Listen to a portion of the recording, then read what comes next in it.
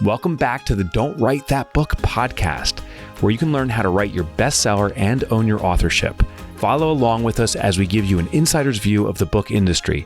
Now, here are your hosts, myself, Mike Michalowicz, and AJ Harper. So Matt has on this camera here, which I can see, you can see, but our guests can't see. It's a countdown or count up camera. That's why it says the word up there.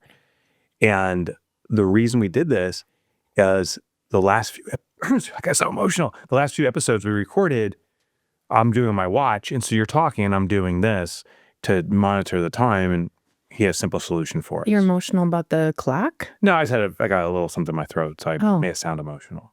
Oh, I thought maybe you were emotional about how geeked out you are. I get very emotional about clocks. You just love this room. You want to sleep in here? I love this room. And so this is formerly my son's bedroom. Oh. And was that the closet? I'm looking straight ahead at a big void. Yes, is that the closet? That big void's a closet. And so a couple things. When we were cleaning this room out, you find things you don't want to find. I mean. Gosh. He 23 years old and he moved out. Oh, no. And there was a collection of stuff ever since he was like 5. So you see some things, it's like, oh, that's so cute. And then you get to certain things like, oh my God. Yeah. Matt and I came in this room after it was deconstructed and everything was removed, and we're trying to figure out how to film. And where you're sitting is where we were talking about setting up the original cameras. Matt would sit there, and you and I would be on this wall where you're facing. And we did some quick measurements, and the thought came up, if we can get into that closet, like physically get a camera in that closet, it gives us more space. Because we wanted to build this set behind us. So this here, this chimney it's like I don't know what the material is, but like a cloth. Behind that is a Murphy bed. So this converts to a guest room also. But why would you do that? There's so much with so many rooms. We have, when my wife's side of the family comes, everybody comes because they live in Hawaii. My family, my wife's family. Yeah. So when they come, they're here for a month. And so we have my father-in-law and his wife. They get the premier bedroom. Her brother and wife, who had a new baby recently, a little preemie, but doing well, knock on wood. They come, so that's the second bedroom. And then my daughter, my son, and my other son, so that we can have like 7 bedrooms, and we don't have 7 bedrooms in this house. It's a 4-bedroom house. So we have these rooms that convert into bedrooms when needed. Got it. Yeah. And when it's just to further bore you. Yeah, I want to hear. You want to hear. Where does everybody eat breakfast? Well, yeah, that in your room. We only have 2 active bedrooms. There's the master bedroom, and we have a guest bedroom. So if you want to sleep over tonight or you need to, we have a room ready to go. But every other room has a function, like this podcast room. My office converts to a single bedroom. You're not messing around. We don't mess around. But I thought of that too. For our lake house, we often have to have a lot of folks. Yeah. How are you? I made sure we have these. Have you seen the new? They're probably not new. New to me, beds that you what are they? Air mattresses. Yeah. But they actually have. You push a button, it comes out of the bag like a robot, and it also has a frame. Oh, wow. And like so it kind of rolls out and it's structured. It's like a bed. That's amazing. Yeah, I got a couple of those to be on our porch. And then the library, my wife's little library, that small little room, we made sure that the little window seat fit a twin. Things like that. Yeah, that's brilliant. That's brilliant. Yeah. A lot of the techniques we use here, and maybe we're using too, is from tiny homes, like how to fit a lot of stuff in a small amount of space. Yeah, that's not what we talk about on this show, though. What do you mean? Interior design. We should start a new show. Oh my gosh. What do you hear back about our banter? It's like hot or cold, was what I'm getting. It's either I really enjoy that, or I fast forward. Yeah, which I totally respect that too. I think these are both good options. I think it's a good option. But what people don't understand is we're trying to get into the thing because it gets the juices flowing. Yeah, Today we're going to talk about hybrid versus traditional. We're revisiting the publishing path and the decisions around it. You know what's so interesting is I thought we did this relatively recently, and you said this was episode 5, perhaps? pretty early on, the first maybe 10 episodes, we covered a lot of basics, including one entire episode about each of the three primary paths. Mm-hmm. So that's been a minute. A few things have changed since then, but mostly for me, at least, it's perspective, a better understanding of the public. Yeah, and that's what I wanted to talk about is before I was educating you about hybrid. Yeah. Now, not only did you publish with a top-tier hybrid, you have an imprint at a top-tier hybrid. A lot has changed. Yes. Since, because I think we were working on All In when we started this podcast. Working on All In? Yeah. Mm-hmm. That's actually hard to believe. Yeah. Has it been that long? I think I'm right. Wow. Okay. Well, I want to welcome our guest to the show. I am joined in studio with my friend, my partner, my colleague, AJ Harper, who has written a book that you must read called Write a Must Read. Mm-hmm. I mean, it's in it. It's in the name. It's in the name. You must read it. Also, she has courses available for authors.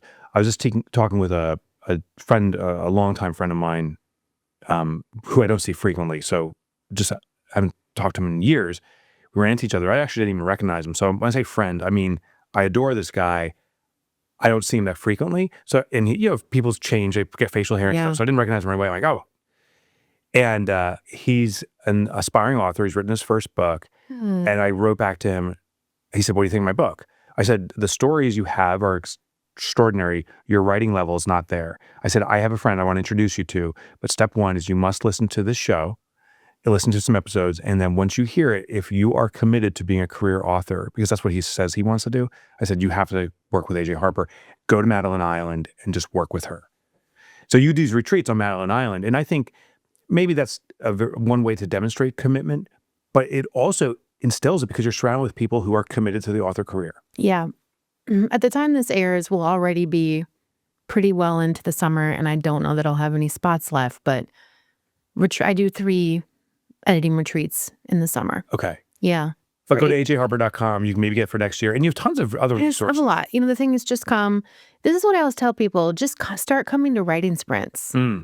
So writing sprints, you can do it for, I have a set monthly fee, but I also have a button next to it. It says pay what you can. I love that. I don't pay attention. I don't even look at that. Because that's for me. I was one of those free lunch kids. Yeah. And okay. So you don't need to have a talk with me about it. I just want you to come.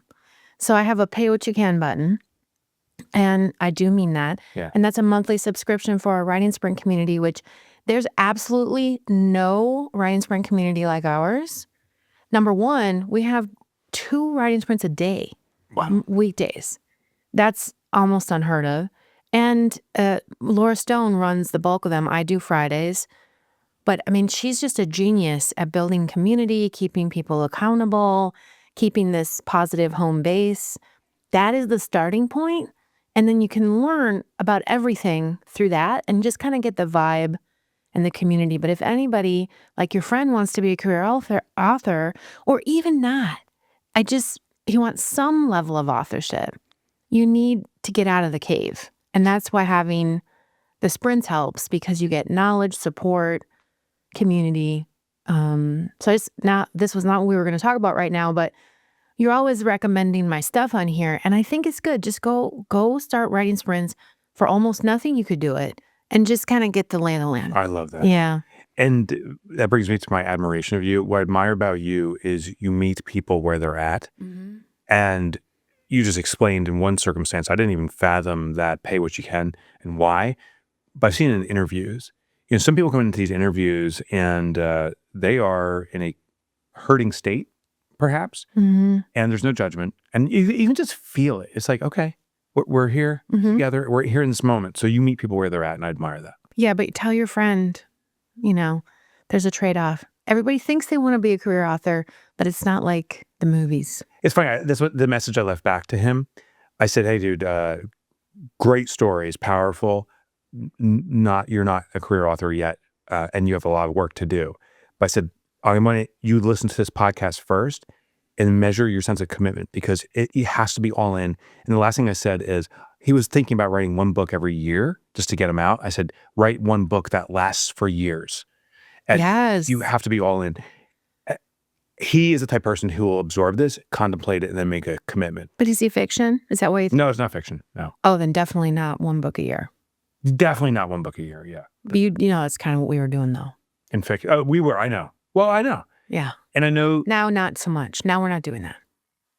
But it was kind of one book a year, but it kind of wasn't. It was one book a year that we were producing on the output, but leading up to it was about 5 years of work. I mean, I'm working on these things in parallel behind doing the research.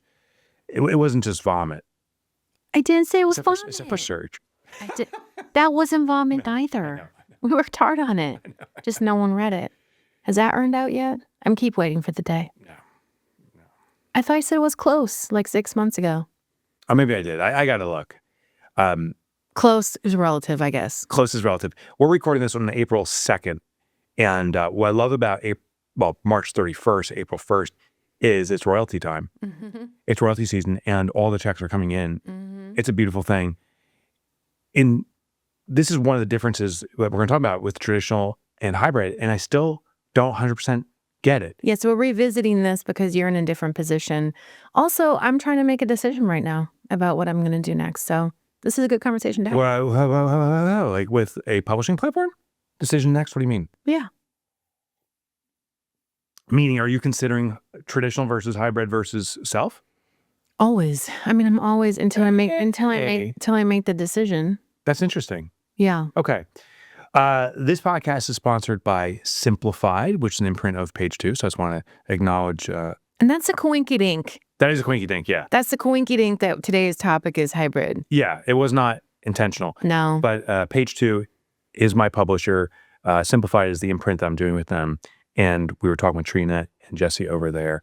And Jesse, if you're listening, I did see you toast with your whiskey. We had this whole conversation about whiskey because she made a little toast. And I was like, oh my gosh, you're drinking some whiskey, and I know my whiskeys. And we agreed that for them to sponsor the show. They're big fans themselves and big supporters. They want us to keep propagating the word. So thank you for your support, Page 2. I mean, we're both their authors. Exactly. Yeah. But thank you. But there, I'll tell you, other publishers who have not sponsored us, who we've been authors for. Penguin Random. No, not say yes. That's exactly right. Yes. That's exactly right. So thank you, Page 2, for stepping up. Okay. Well, first, talk to me. You're considering what? I'm just always considering. Okay, I think why? everyone should. Why? Why would I reconsider the best solution for each book? Okay, Is you that don't the have to be question? facetious. No, I mean, is that the question? Yeah, why are you reconsidering? Why should? Why don't you just stick with one way? Is that the question? No, I'm not trying to imply anything. I'm just saying, why are you reconsidering for your next? Oh, me. Well, I always do is what I'm trying to get at. And I think everyone should. Okay, and why should everyone? Because your circumstances change. The book itself changes.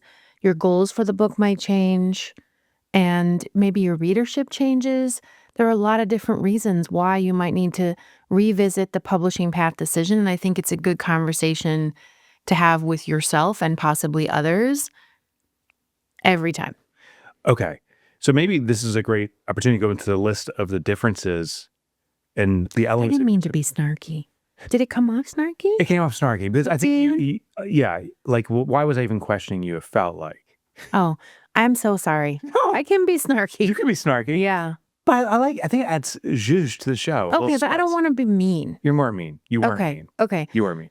I just think everybody should consider it's not a bad thing. And I think any publisher who tells you otherwise is a red flag publisher. Yeah. So just let people think about it. Is this going to be the best option? This is a kind of a similar circumstance. I'm considering LASIK surgery or some kind of eye surgery. I went to this place just a couple of days ago in New Jersey. I won't say who they were.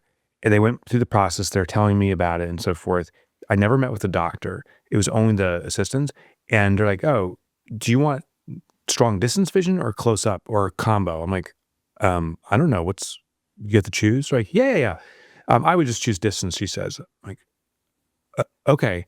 So are you ready for the commitment? I'm like, I don't even know. So after this experience, and by the end, the one guy says, well, what are you going to do? I said, I'd like to think about this. This is eye surgery. And I'd like to think about it for a day. And they're like, well, if you wait, you sometimes don't do things. So I'd encourage you. I'm like, I'm done. I am done. That's nonsense. It was gross. It was gross. I then go on the internet to look up about eye surgery, about this distance versus And it's true, but they said you can get contacts that emulate it so you can experience which preferred vision setting you have for my kind of Oh, situation. how great. Yeah. Yeah. They didn't offer that. They didn't suggest it. They said, what are you committing to? So it is gross when someone forces you down a choice for them. Or just makes you feel like you're not smart or savvy because you want to just pause. Have you seen publishers do that Sure. to your authors? Sure. And I think I'd say publishing professionals, right? So not necessarily always publishers, but maybe people who consult in that or agents, you know. Yeah. Mm-hmm. I have a call coming up with an author next week who had an agent represent them that put them right down a path that really served the agent well. I mean, that's the only way they get paid. It's the only way to get paid, yeah. And now the author is a little bit behind the eight ball because they couldn't meet the expectations, and the publisher, there's no clawback happening, but the publisher isn't happy. And it may have resulted in they're going to have a tough time publishing again. And when I was talking to them, I'm like, why are you going down this path? They're like, because the agent says it's the best path. I'm like, you don't understand the cost to you. Yeah, so this is the thing is you try so hard to get published. Yeah. And then or get an agent. So you hit these milestones. Oh, an agent wants to represent me, or oh, a publisher wants to publish me. Yeah. But then you kind of go into a passive role then. But because also there's some gratitude and relief. Yeah. Oh, chosen, finally. But it might not be the right thing for you. And if you are choosing a deal that may not be ideal, but it's been hard for you to get representation or hard for you to get the deal, you need to be savvy enough to figure out, okay, this isn't going to be just what I need, but how am I going to work around this and then level up for the next thing I want to do? But I don't think authors are strategic. I think they're passive. I had dinner with David Moldauer. Do you know David?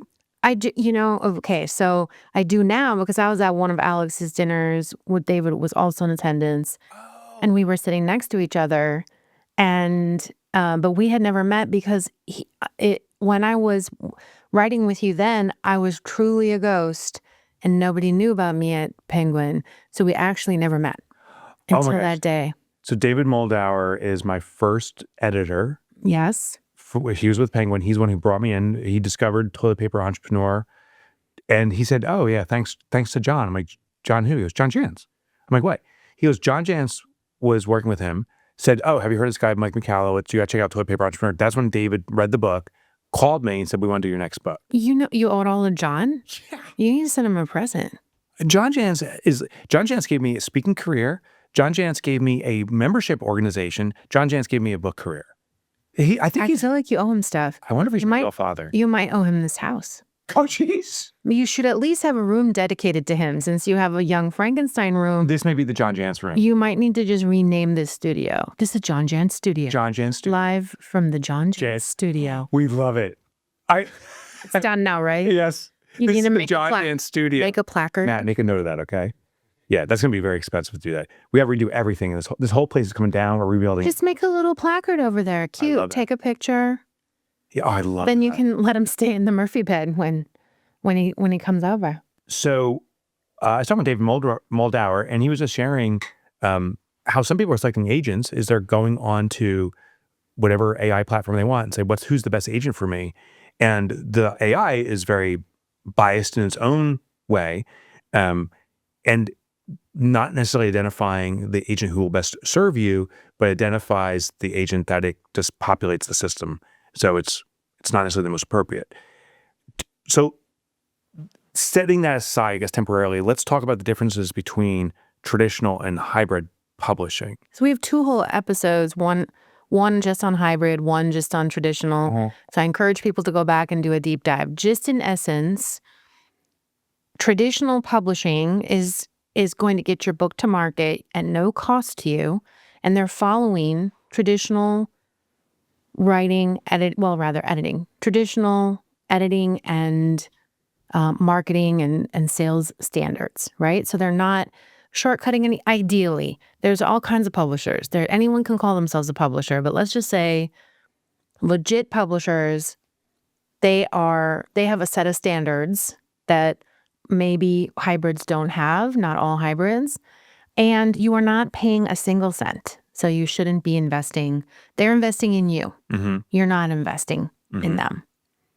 But with hybrid, you should have the same traditional standards, right? And the same opportunities for distribution, marketing, positioning, all of that. But you are making an investment in that. So they're not paying you, you're paying them. And then the only time that you get money back in that situation is if your book actually sells and you earn some royalties. So what I'm saying is they're two sides of the same coin, ideally, but the main difference is the money. Okay. So hybrid, you're upfronting the cash. It's your responsibility. In a traditional, they upfront the cash effectively. In a traditional, therefore, because they're paying for it, they're going to be far more selective because they're making the bet on you. They're making the bet. That said, there are top tier hybrids that have trade distribution, and they also are very selective. And then they might also have a mission that makes them selective. But not all hybrids are selective. Okay. But some hybrids are selective, but not all. So, all traditional are selective, apparently, because they're. Yeah. When we talk about traditional, there's the big 5, or is it 4 now? Or is it 6? It's 5. 5, okay. Can you get a traditional deal that's not with a big 5? Yeah, there's lots of publishers. Okay. Yeah. So I was thinking of Ben Bella, for example. They're not considered the big 5, No. but they have an excellent reputation. We published an author through them, Casey Compton's work. Mm-hmm. And they offered a traditional deal. Now, I understand, tell me if this is correct, there's 2 types of traditional deals. One is there's an advance to you. They pay you money plus cover all the costs. The second one is a profit share where they cover all the costs for production of the book. They don't give you money up front, but they give you a higher percentage of the royalties. Those are not the only, but there's also the same royalty level, but no advance at all. So but it's not necessarily a higher advance because of higher royalty because of the advance, no advance. Okay. So for example, with my publishing house, we were a boutique house. We were just scraping by. Yeah.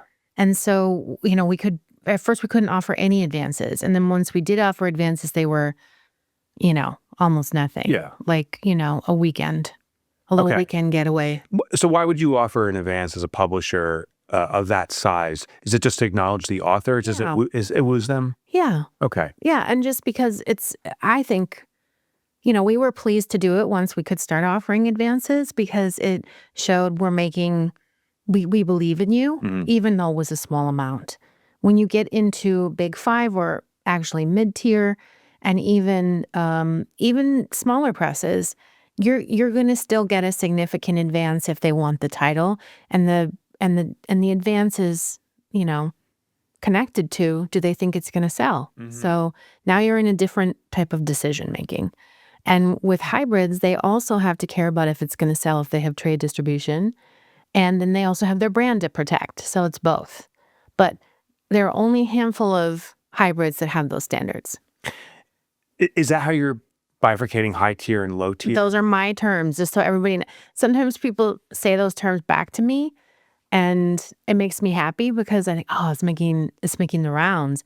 Because I started saying low tier, high tier, and defining it because people were thinking all hybrids are equal, and then realizing I'm really just dealing with a self-publishing packager.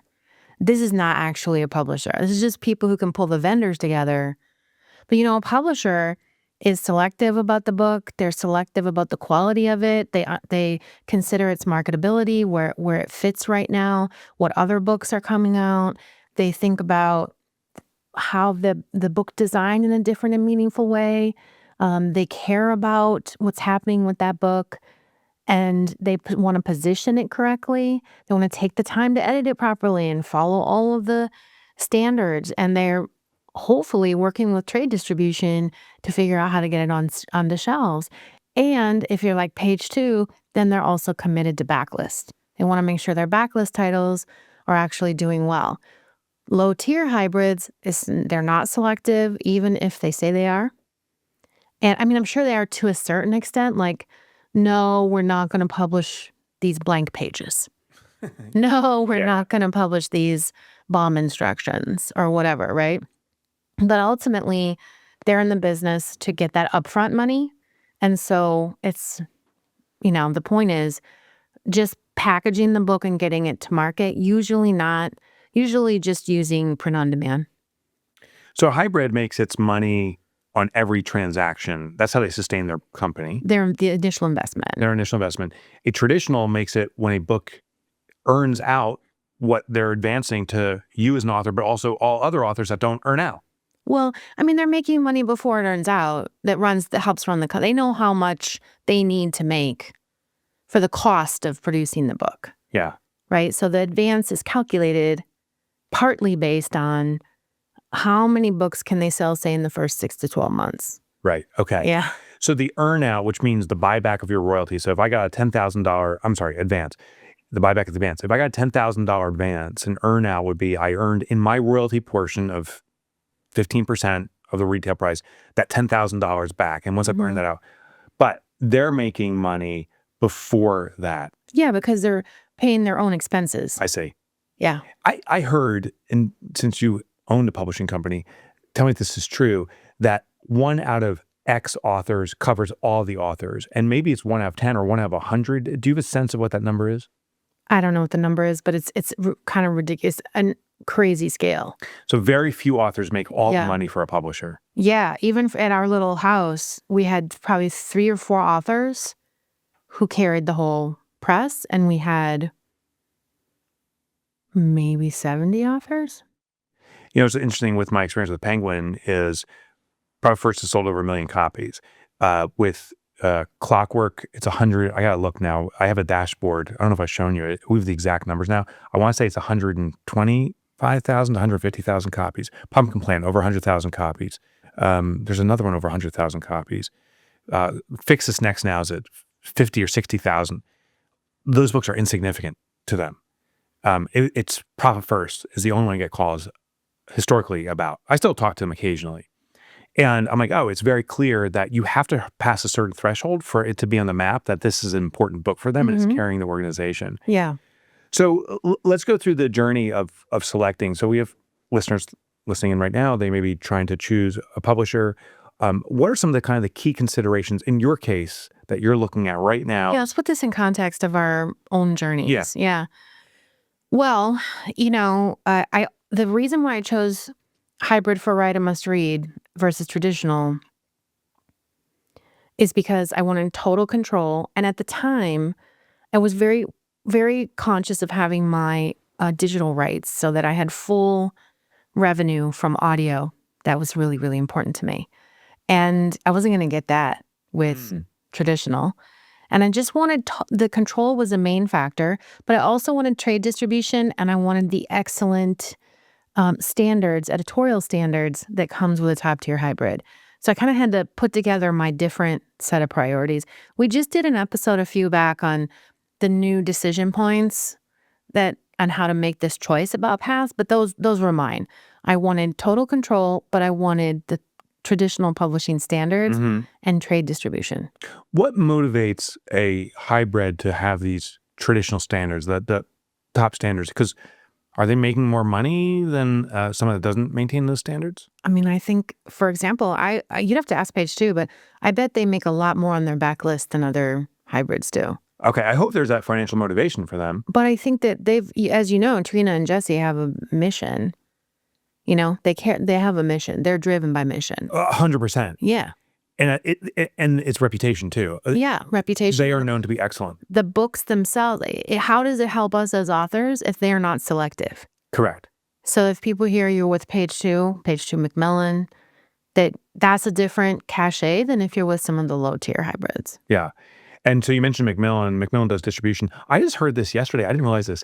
Ingram Spark, which is a distribution platform, has different levels of distribution. And based upon your book performance, can you only qualify for a higher level? So are you talking about Lightning Source and the different distribution? I don't really know. I just heard this in passing when I was talking to another author. They said, oh, they're with a hybrid, but a low tier, as per your definition. And said, hey, got great news. My book has sold enough volume that it's moved up a tier with Ingram Spark distribution. And I was like, I got to ask AJ about this. Does that bring? Is he talking about global distribution where you start to have a different cost per unit? We didn't go any further. Yeah, because sometimes they use the wrong terms like tier. It's not like here's special secret room in Ingram Spark where you get to go to this place. Yeah. Yeah. So with Macmillan distribution, Macmillan being one of the big five, this gives this hybrid publisher, in this case, Page Two, access to things that perhaps Ingram Spark doesn't have access to? For sure. Okay. What would be some examples of that? Well, they have a sales team. I mean, trade distribution means people are out there actually trying to get your book on the shelves. Yeah. They're helping you create demand, not just fulfill it. I actually met the sales team at Macmillan. Yeah, I know. I've never met the sales team. We've talked about this before. They're this mysterious kind of cloud of people or AI bots. I don't know, but I've never introduced. No, they're real. Well, apparently they're cordoned off into a section in a building because when we went physically, you and I went to Penguin. This is before they merged with Random House. We went in, we met with our editor at the time, I think it was Kaushik, and we're like, oh, where's the sales team? And he's like, kind of does like that look around and goes, floor 17. Whisper. He whispers, floor. And we're like, oh, can we visit them? He's like, are you kidding me? And they threw some kind of meat product into the room, and then they quickly closed the door and went up. And, But with Macmillan, specifically Page Two, they said, well, hey, we'd like to bring you to meet the sales team. And I'm like, they're savages. Is it safe? And we went in, and sure enough, I met with the sales rep to Amazon, who did this, the sales rep to Barnes & Nobles, the sales rep to a lot of these indie stores, Powell's, I think was another one. It was fascinating. Yeah. And then they said, here's how we give your book preferred access to Barnes & Nobles, end caps or any of these different things. We can influence that. Yeah, they can. And they wanted to learn about the book. What I also discovered with the sales team is they want to know why your book is going to sell better than someone else's book. Not just because you believe it, but what can they see that will make your book sell better, because they're motivated to align with that. They need to understand the features. They need to understand the selling points. They need to understand what you're going to be doing so that they can amplify that. All of that doesn't even exist, though, on a low-tier hybrid. Yeah. Right? So, and also, by the way, some traditionals don't have trade distribution. It took my publishing house about 6 years to get it, because you have to prove yourself. So I want to share a little bit about my journey, how I selected Page Two. And I was a fan in the selection process, hands down. I am such an Uber fan. I'm a loyalist. Like, I will take a bullet for Page Two. Yeah. So I'm curious about how you feel now. So let me lead you what came up to this working with them, what led to this. So I was with Penguin, and what I was disappointed in is the royalty share, the revenue. What I was disappointed in was I like to do out-of-the-box concepts, and the degree of resistance, or quite frankly, just put Mike in the corner until he was quiet kind of feel. Great people. The editors, Noah Schwartzberg is fantastic. Kaushik, I can't remember Kaushik's last name. Do you remember Kaushik's last name? I'm sorry. It'll come back to me. Yeah, extraordinary. But the upper kind of offices, I was a nuisance to them. The jester. Here comes Mike in his clown outfit. I couldn't get a call with them, and nor did they ever reach out. Now, I want to give you contextually. The owners of Page Two, this is the upper echelon. This is the CEO suite. Texts me, calls me. They go with my punches. They jab back. They will opine on any of the ideas I have, not necessarily agreeing with it. So they're not placators. Like, oh yeah, Mike, that's great. Let's do that one too. They'll say, here's why we don't like that idea. And it triggers negotiation, and better outcomes come. They are the kindest people I know. And that, to me, that was the biggest thing. Yeah. They're so good. And they're trying to put goodness out in the world at the highest level. And they wanted to change the way publishers work. Exactly. Yeah. So what led to this is I had, I can't remember which book it was. It may have been the book before. It's definitely the book before Get Different, maybe 2 books prior to that. I started this dialogue with Page Two. Yeah. Don't you remember I introduced you to them? Oh, you did? Yeah, I know. Yes. I know. I don't remember how. But it was because I said you should talk to Page Two, Mike. It was 2 books prior. Yes. Okay. So I call, you introduced me to Trina, I think, or Jesse. Trina. It was Trina, yeah. And I said, here's what's going on with Penguin. And here's the advance that I may be getting. And there's a certain point where financially I've committed to myself that this is the way I'm going to go. Mm-hmm. And I got that advance. The next book got the advance. With Get Different, we got a almost mid six figures advance. And I'll never forget two things. I called Trina and I said, listen, they had to make an obscenely large advance. And I'm going to I call it the Stephen King advance. I'm going to ask for what Stephen King got on his first book, Misery. Not Misery, on Carrie. Mm-hmm. So I looked at the number. It was 400 and something thousand. I said, I got to get that number. Mm-hmm. And I said, if I don't, I'm coming to page 2. But if I do, I'm sticking with them. Yep. I got the number.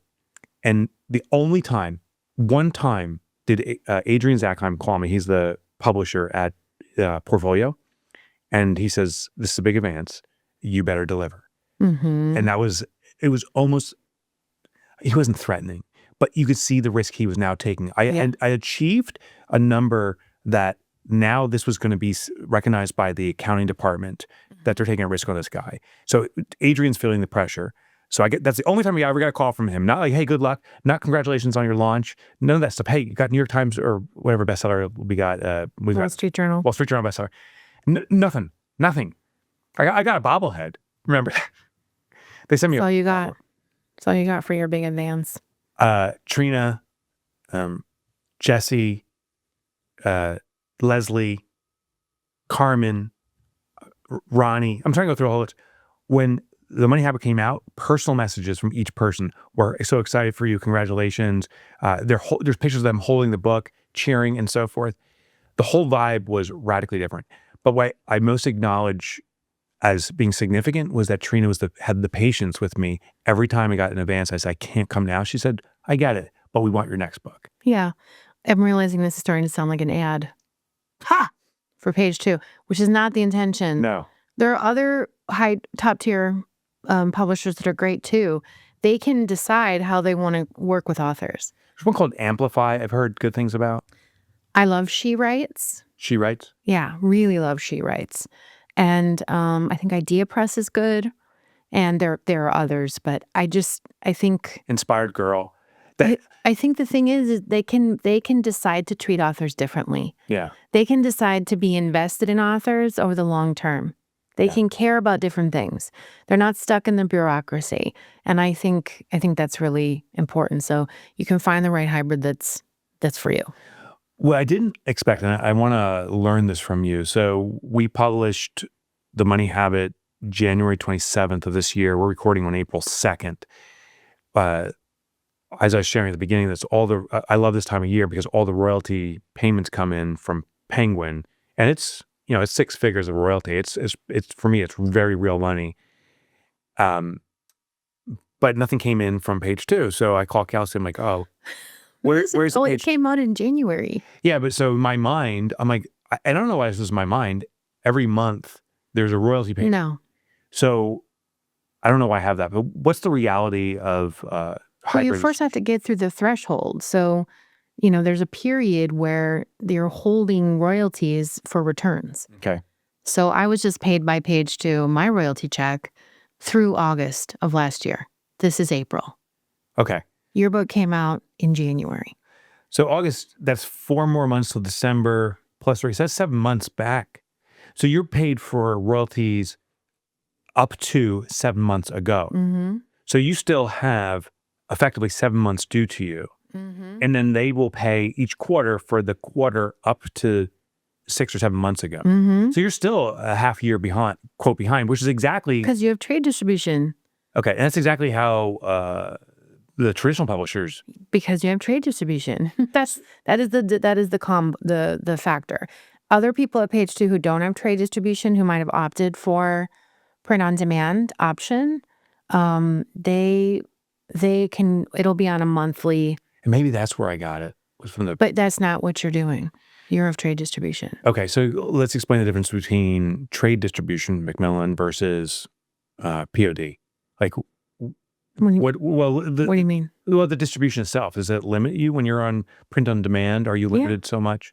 Yeah, I mean, yes, people, there's a lot of limitations. I mean, we can get into a whole big distribution discussion, but basically, Ingram Spark is fulfilling demand. That's all they're doing. Mm-hmm. As an order comes in, they fill it. Mm-hmm. They are not trying to get your book anywhere.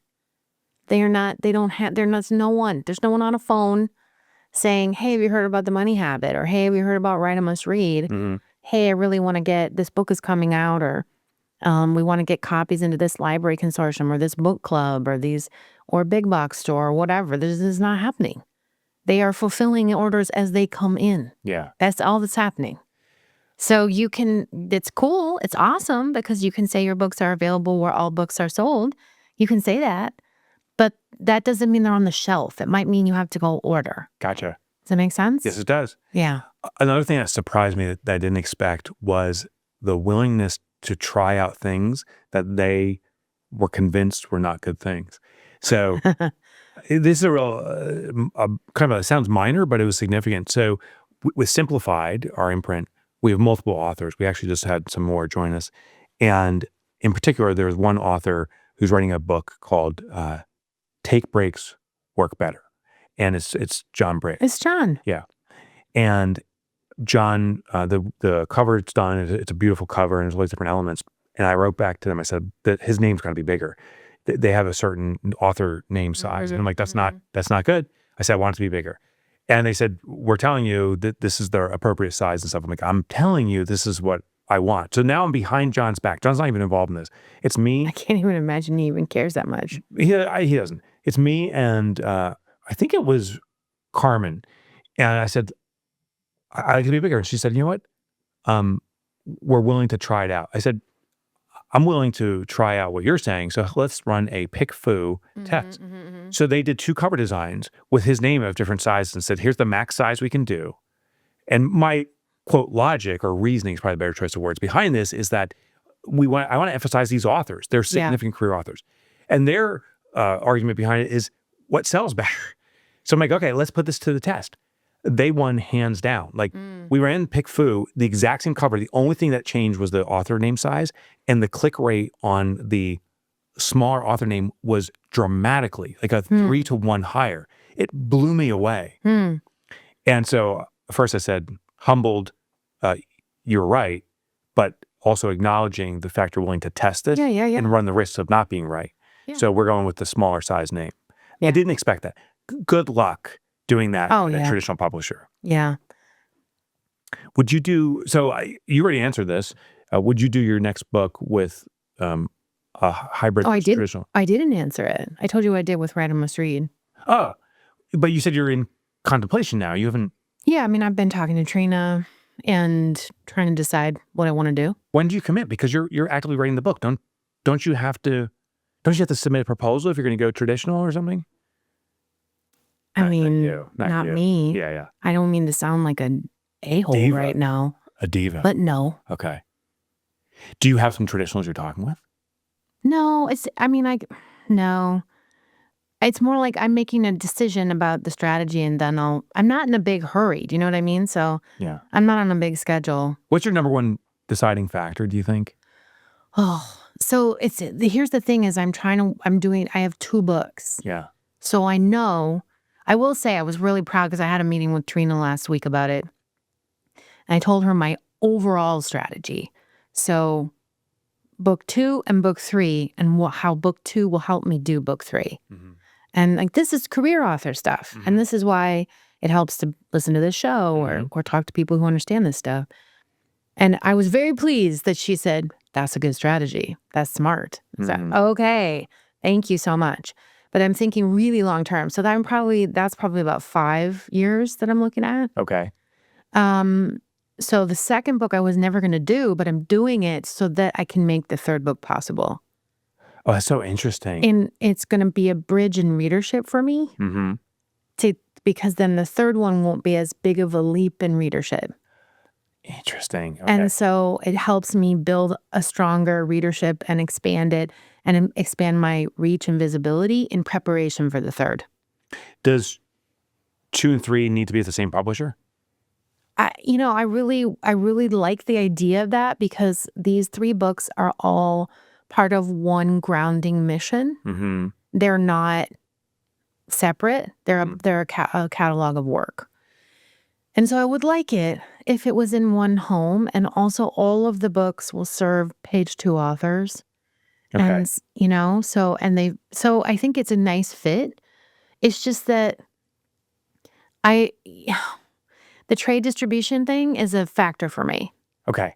and the timing of it, because there's this second book I might want to get out faster. Okay. So there's a timing consideration. There's the distribution consideration. I assume there's a cost consideration. Going with a Oh, yeah. hybrid, it's real money up front that you're not going to see back for years. Yeah. But I mean, I saw mine back within, it depends on how you count it. So if the amount of revenue I gained from Write a Must Read without just the royalties, just immediately, because people who came within months, I'm talking like 3 months, who came and signed up for very high ticket. Oh, I see what you're saying. That was almost immediate. That was just 3 or 4 months. Yeah. And then it was I don't know how long it took to actually, with royalties, maybe a year or 2. Yeah. But I mean, this, if you're strategic about it, it's not going to take you that long to earn that investment back. For me, for considering for my next book, I can't imagine not going with a hybrid, and I can't imagine not going with page 2. Like I am so loyal. They're my favorite. I'm loyal to them as well. It's just, money is a factor. And Money's a factor. And also I can, if I really want to do something quickly, which I normally don't do, but I'm kind of trying to figure some stuff out right now, I can self-publish like no one would even have a clue that it was, I mean. Yeah, self-published. I have all the people. It's not hard for me. Self-published, you still pay up front, but it's a little more trunched because you do it at your pace. I mean, you're still paying for everything. Yeah, but it's very different. I mean, it would probably cost me, with my contacts. Well, right. You're your team. You know the team. You have an editor. I think I could do it for. I honestly think I could do it for less than $4,000. Yeah, but you're totally so the exception. You're so the yes. exception. So this is, but they're talking about how I'm making this decision. Yeah. Going to traditional adds time that I don't necessarily want. Uh-huh. I don't know. I'm kind of torn. I'm actually waiting to hear from Trina what she thinks we should do. Yeah, and that's the other thing. It does sound very pluggy of page 2. I love that they will tell you their true thought, even if it's not serving them. Yeah. I mean, it's just a matter of, I just have to make my decision. And when I hear from her, I hope this is interesting to people and it doesn't feel like an ad, because this is really what it is. How am I thinking about this? I'm afraid of that too.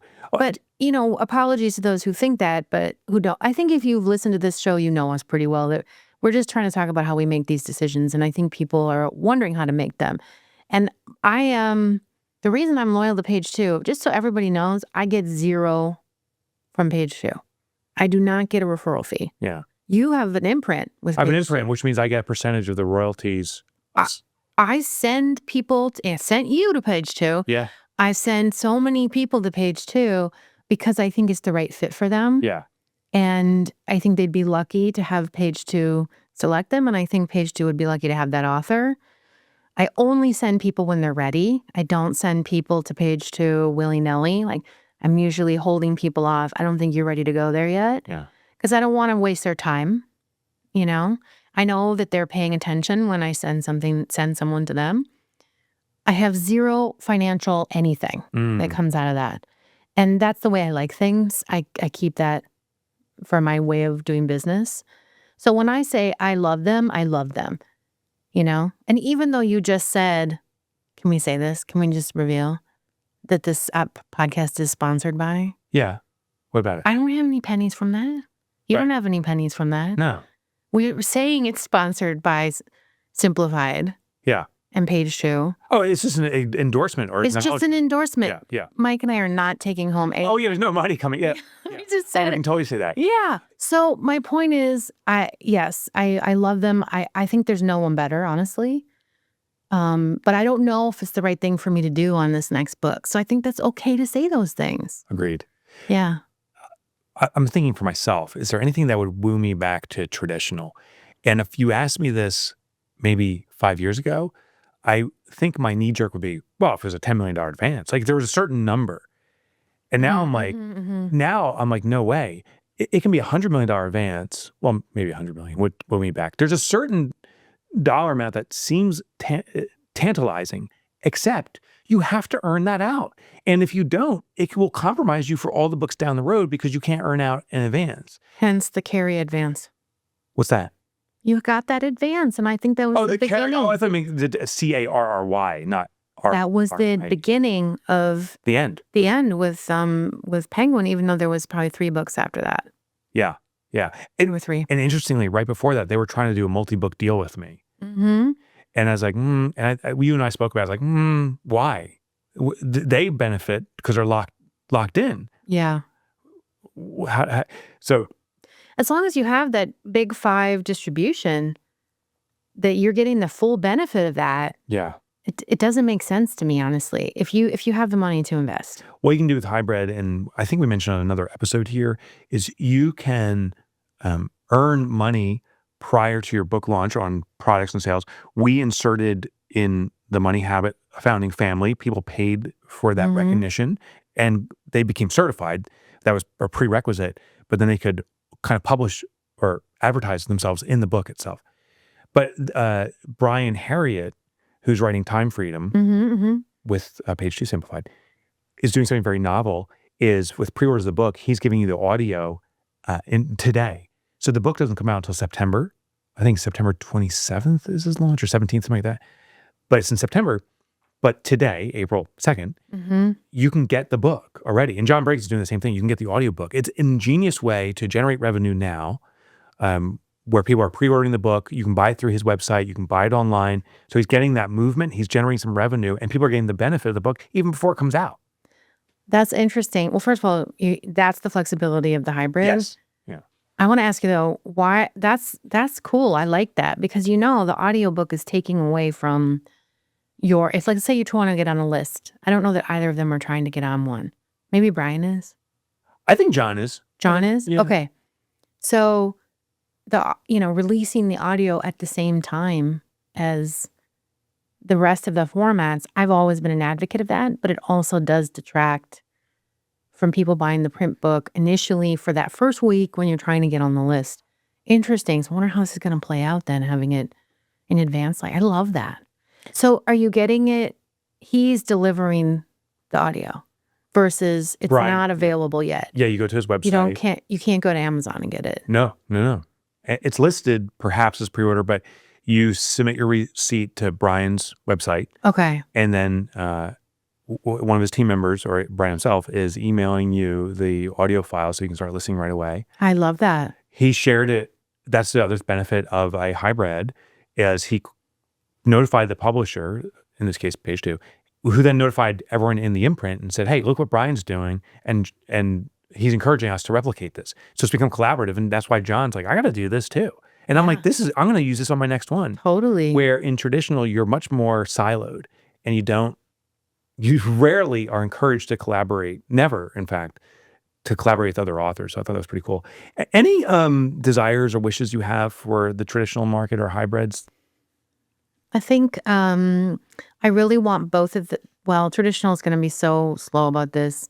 I want hybrid to be more focused on how they're going to work with direct sales, so that they can be there for authors the way they need them, because this is just going to continue to be a huge area. And I don't know that hybrid publishers are where they need to be in terms of making sure that this is still a good option for people who really want to focus on direct sales so that it makes sense financially.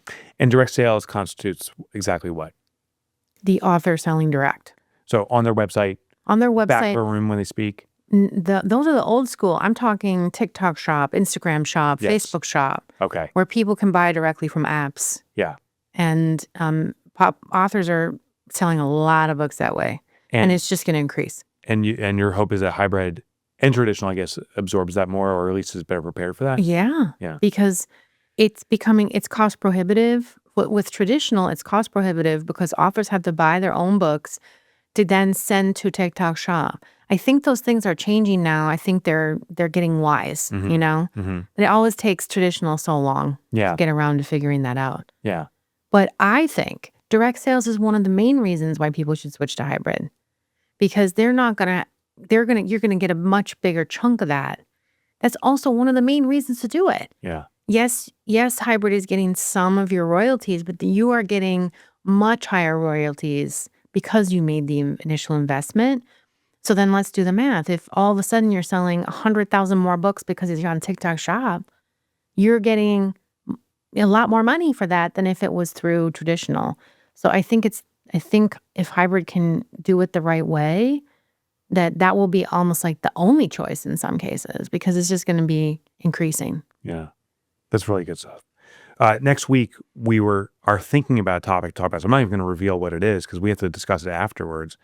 I finished reading a book recently. I called you and said, "Hey, I have an idea for a show," and you're like, "Let's see if the energy's there." So we'll discuss if our energy's there for the next topic. Is that fair? And if it's not that, we're going to talk about Substack. Right. Right. So you may hear about Substack or not. Yeah. Next week. This has been Don't Write That Book. My co-host is AJ Harper. She's the author of Write a Must Read. You must get this book. Go to ajharper.com. Do not pass go. Skip the jail section. Just go right to that on your Monopoly board and download all the free resources. It will be a game changer for you, I assure you. Also, I want to remind you, if you have questions, comments, ideas, suggestions for the show, you can email us at hello@dwtbpodcast.com. Brand new format. How do you like the audio on your favorite podcatcher? Is it the quality? Have you seen the step up? We want to know about that. And we invite you to rate and review on your podcatcher. And are you on our YouTube channel? I really want you to check it out because now we have this little studio, formerly my son's room. And what do you think about our production values? We would love your comments there. Selfishly, that few minutes it requires you to fill that stuff out, gives us great exposure and supports our show. I think we're done, right? We're done. Okay. Remember, don't write that book. Write the greatest book you can.